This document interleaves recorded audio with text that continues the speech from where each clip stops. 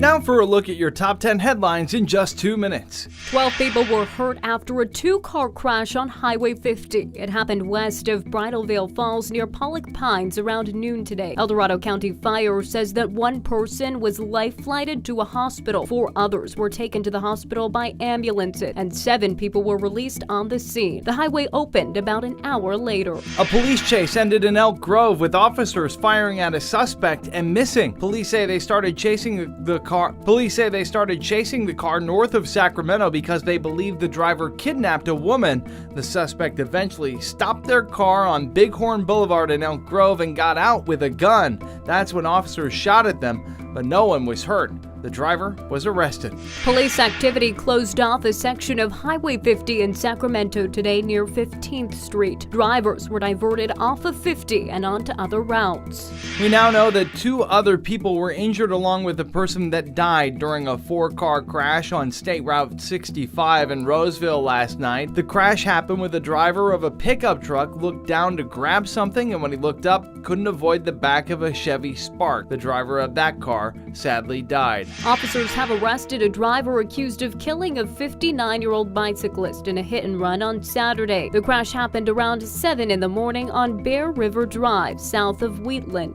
Harpreet Atwal was arrested on hit-and-run and vehicular manslaughter charges. Tensions are high in the Middle East, but no one had died after rockets were fired into Israel, Palestine, and Syria. It comes on one of the holiest weekends of the year, with hundreds of thousands descending on Jerusalem to celebrate Passover, Easter, and Ramadan. Israeli leaders say that they're interested in de-escalating the conflict. A class action lawsuit was filed against Tesla, alleging that the car maker kept and shared videos and pictures taken by the car's cameras without the owners knowing about it. This would be a violation of California privacy rules, but Reuters wasn't able to find any photos or videos that may have been shared by employees among themselves. The Super Mario movie is off to a hot start at the box office for its opening weekend. The movie is expected to catch Frozen 2 for the best opening weekend for an animated film ever, and it's already doing better than any other video game adaptation to the silver screen. Critics say the movie has universal appeal among viewers.